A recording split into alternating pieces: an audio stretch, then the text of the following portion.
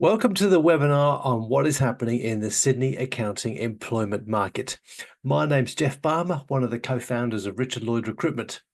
The context to this webinar is based on data which we've generated this year, and we've generated the data from the 680 roles that we have worked across metropolitan Sydney here in 2025.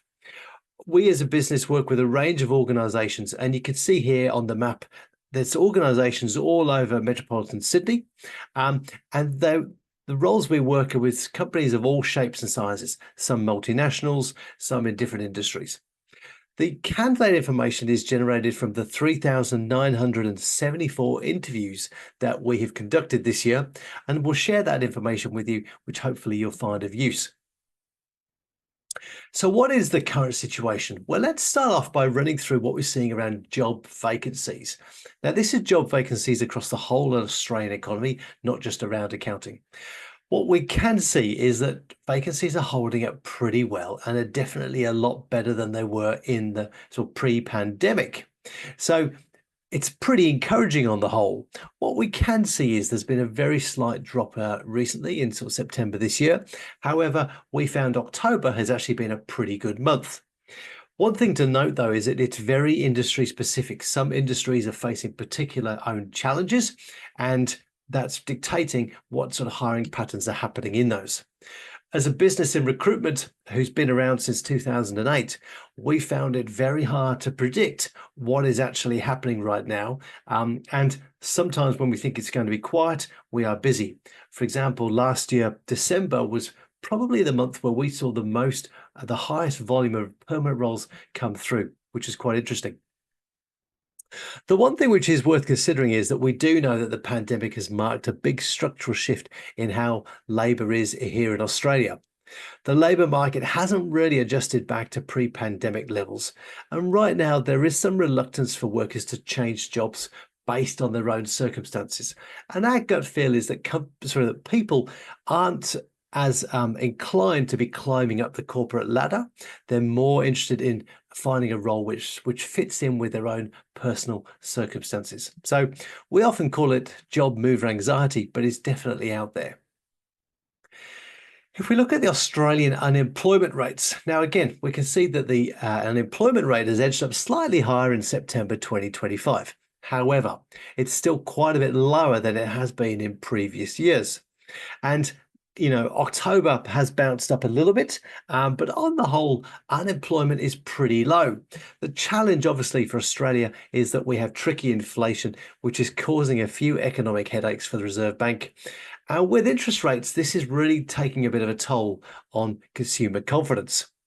Bigger picture, though, globally, yes, there are some issues around the trade tariffs are obviously a big one for a lot of sectors. Quite a few Western economies have quite a high debt issue. There's high inflation overseas. And obviously, there is some geopolitical conflicts, which makes it a disruptive time economically. However, all things considered, economically, Australia is doing pretty well compared to other Western economies. So how do we feel as consumers? Because whilst there's some good news there, as consumers, I don't feel we really feel it.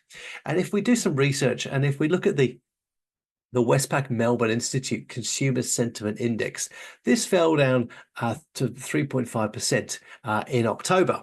However, earlier in the year, consumer confidence was up in April and May, and then has fallen back again in the last 2 months.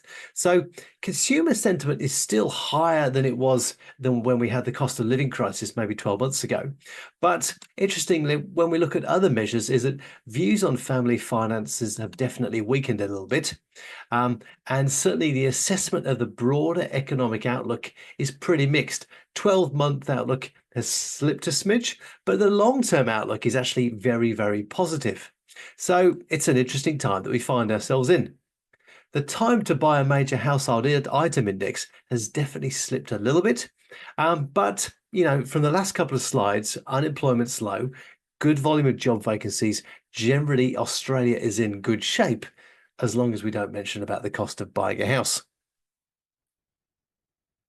So, what about the number of people who are out there looking for roles? Well, on the left-hand side here, we can see that shows the overall volume of Seek job ads in Australia, and we can see a steady decline after the peak of the pandemic. On the right-hand side, you can see the number of average Seek applications per job advert across Australia, and this has been rising quite quickly. Now, it's been rising not because we've suddenly had a mass influx of a huge amount of people. It's rising partly because the algorithms have changed, and they've changed to actually make it easier to apply. So we now know from our research that over 50% of candidates spend on average 23 seconds reading the job ad and then applying. And when I catch the bus home and I stand up and I look down and see everybody on their phones, I'm sure there's people there who have had a bad day in the office and think, you know what, it's time to find a new job. Click, click, click, and off we go. The consequence of this is obviously it is causing a lot of headaches for people in the job hunting process, and obviously for HR, talent teams, and recruiters like us alike. It's very hard to get back to all the applicants because we're bombarded by the job volume. And we're actually seeing as a business more companies who are being swamped by the volume of candidates call us as they don't really know where to start. So they're reaching out to us to say, listen, you gave us a shortlist quickly last time. We need one quickly this time because we don't have time to go through the pure volume of candidates.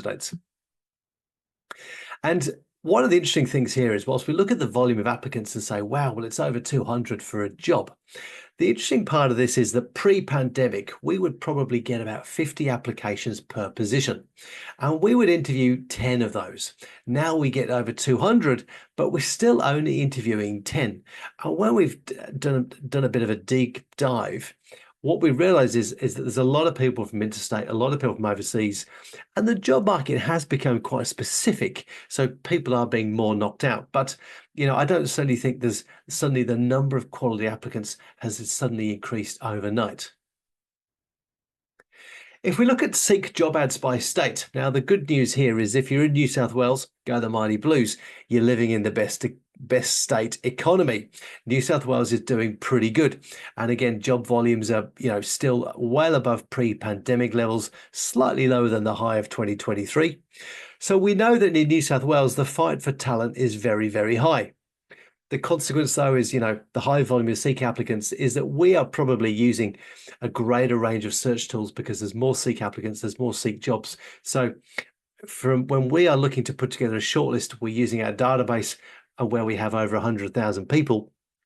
And we're probably looking to use other tools to find people quickly to try and put together that bespoke shortlist. So what are accountants looking for in their next role? What is most important? Well, out of the 3,974 accountants that we interviewed, what was most important to them was really progression. It's not higher salary, which is at the top. It's 48% of people want progression. So if you're hiring someone, you need to lay out the journey of where this position is going to take them. Company culture is second at 15%, stability is 13%, work-life balance is 11%, locations 9%, but down the bottom, higher salary. So it's quite interesting. Here we are in a cost of living crisis, and we have been for a while now. However, money's not the motivator. People want to learn and grow. So it's really important when you're looking to hire people next. If you wish to find out any further information, please go to our website or get in touch with one of our consultants after you've watched this. We'd love to help you out, and we look forward to hearing from you.